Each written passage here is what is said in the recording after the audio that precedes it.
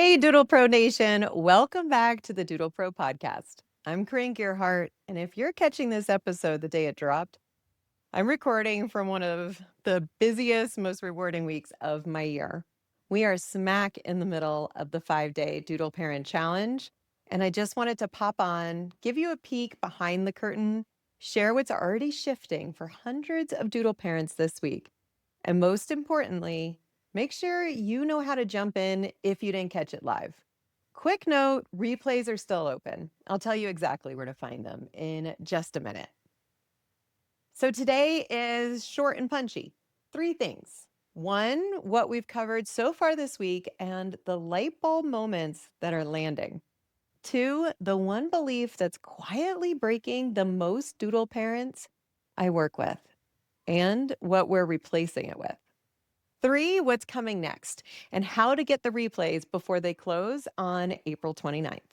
Let's jump in. Monday, day 1 was called Why Doodles Are Different. And I'll tell you, this always surprises people, this one, because Doodle parents come in expecting me to say their dog has like a wiring difference, and that's not the conversation we had. The conversation we had is that doodles are a population selected for human social motivation.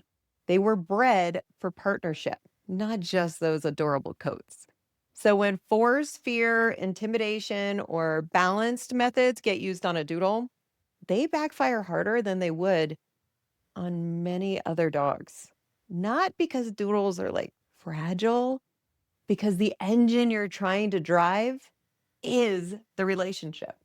Tuesday, day 2 was the trust fund puppy. If you've heard episode 93, you've gotten a taste of this concept. But day 2, we went deeper. We learned how so many of our doodles become little nepo dogs. The world just rolls out a red carpet in front of them, treats appear, walks appear, the door just opens without them needing to do anything. And our doodles need jobs, and our trust fund puppies are essentially unemployed.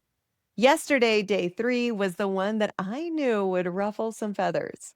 Why puppy classes aren't enough. And I want to be very clear because I've already gotten messages about this. Puppy class is chapter 1. It's not the whole book. We are not throwing puppy classes under the bus. We're saying that one 6-week class at 8 weeks old was never designed to carry a doodle through adolescence, recall under distraction, polite greetings, settling at home, and the full arc of growing up. Today, day 4, we're talking about the missing training system, which is the part that nobody warned you about. And tomorrow, day 5, we're talking about what happens next.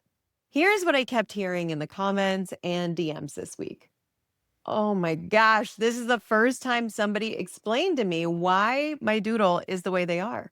Or I've been beating myself up for 2 years and I didn't have to be. Or I thought I was the only one whose doodle did this. You are not the only one. And nothing is wrong with your doodle. Okay, here's the part I want you to really listen to. The belief that is breaking the most doodle parents that I work with is if I just had the right training tip, my doodle would stop doing this. The right training tip for jumping, the right tip for barking at the door, the right training tip for the doodle who listens beautifully in the kitchen and then becomes a different dog the second the leash comes out. And I get it. I have ADHD myself. I love a quick and short training tip, a 30-second hack, a reel that solves the problem I have in 3 steps. But here's what I've worked with, learning with doodles over 50,000 hours working with them, and from surveying over 200 doodle parents about their actual struggles. The top 3 issues by a mile are jumping, barking, and listens until it gets exciting problem. And not one of those is just a training tip problem. They're a system problem. A doodle who jumps doesn't need a correction. They need a whole system that teaches them what to do instead in the actual moment with an actual person at the door in their actual house. A doodle who barks at the doorbell doesn't need a no. They need a alternate behavior that's been practiced enough times, it's actually the easier choice for their brain. A doodle who listens beautifully at home and falls apart on a walk doesn't have a stubborn streak. They have a generalization gap, and that gap is closable, but not with just one training tip.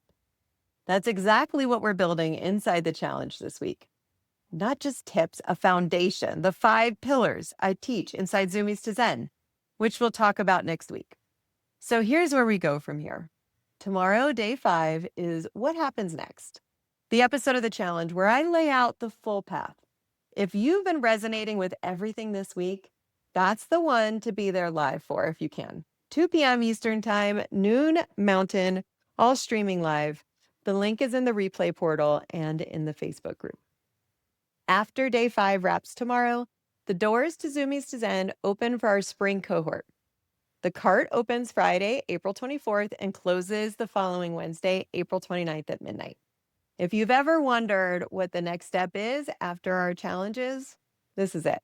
We start May 1st, next Friday, with the kickoff call, and the first lesson, motivation, drops Saturday, May 2nd. I'll talk more about that on Tuesday. But for today, here's what I want you to do. If you haven't caught the challenge live, or you missed a day, or you want to rewatch something that landed, the replays are free and open through midnight, April 29th. You can find them by joining thedoodlepro.com/challenge. I'll put the link in the show notes.